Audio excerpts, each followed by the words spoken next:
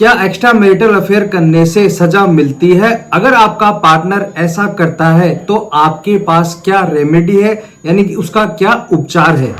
पहले तो मैं आपको ये बता देता हूं कि एक्स्ट्रा मैरिटल अफेयर क्या होता है। एक्स्ट्रा मैरिटल अफेयर उसे कहते हैं जब कोई शादीशुदा हस्बैंड या वाइफ किसी दूसरे शादीशुदा हस्बैंड या वाइफ से किसी प्रकार का कोई शारीरिक संबंध बनाता है तो उसे ही एक्स्ट्रा मैरिटल अफेयर कहा जाता है। अब इसके बारे में कानून क्या कहता है, क्या इसमें सजा का प्रावधान दिया गया है या नहीं दिया गया है, तो बने रहे वीडियो के अंत तक। मैं हेमंत सैनी एडवोकेट और आप देख रहे हैं हेमंत LLB लॉ। वीडियोस लगाओ तो प्लीज इसे लाइक करें। अगर आप चाहते हैं कि ऐसे इंटरेस्टिंग वीडियो मैं आपके लिए लाता रहूं तो प्लीज चैनल को सब्सक्राइब जरूर करें। इससे पहले मैं आपको ये बता दूं कि कुछ सालों पहले क्या कानून था।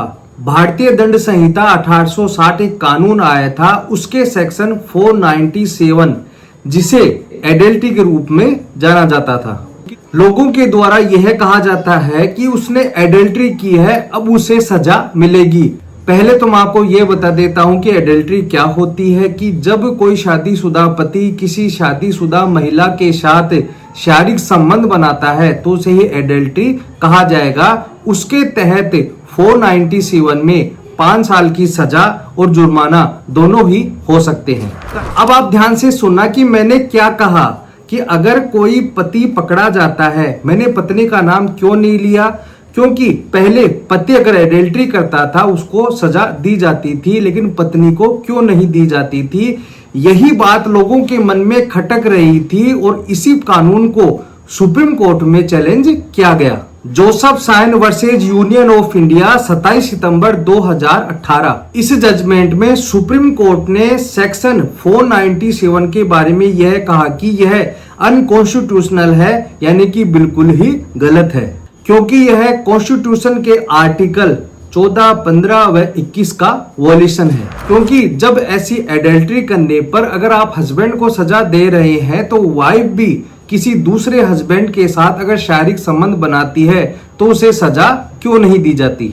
ऐसा कैसा कानून हो सकता है कि हस्बैंड को तो सजा मिल रही है और वाइफ को सजा नहीं मिलती है? इसलिए सुप्रीम कोर्ट के द्वारा फाइनली सेक्शन 497 को हटा दिया जाता है।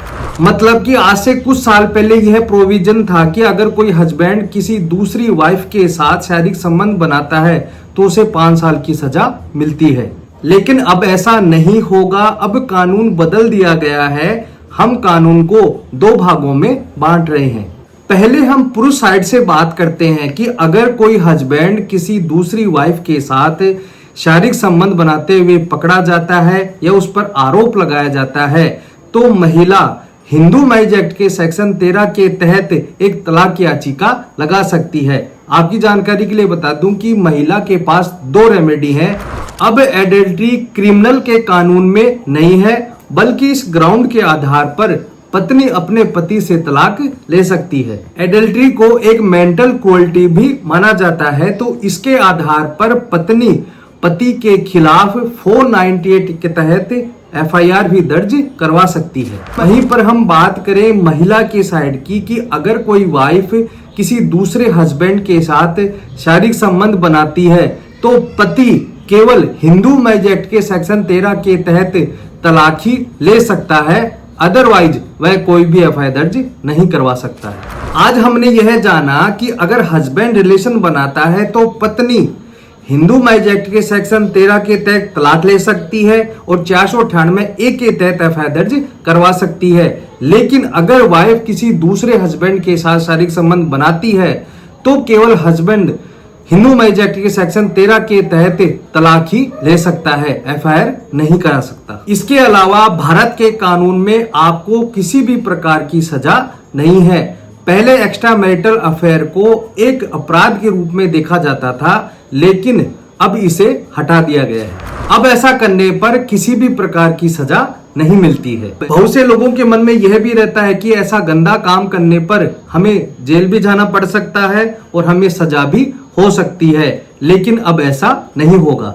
शायद कानूनविदों के मन में यह विचार आया होगा कि हमारी दुनिया मॉडल होती जा रही है, इस आधार पर कानून में बदलाव किया गया है, लेकिन इसके आधार पर आप अभी भी तलाक ले सकते हैं। तो दोस्तों आज के लिए इतना ही। वीडियो अच्छा लगा हो तो प्लीज इसे लाइक करें। अगर आप चाहते हैं कि ऐसी इंटरेस्टिंग वीडियो मैं आपके लिए लाता रहूं तो प्लीज चैनल को फॉलो और सब्सक्राइब जरूर करें ताकि उसका नोटिफिकेशन आपके मोबाइल पर आता रहे। धन्यवाद।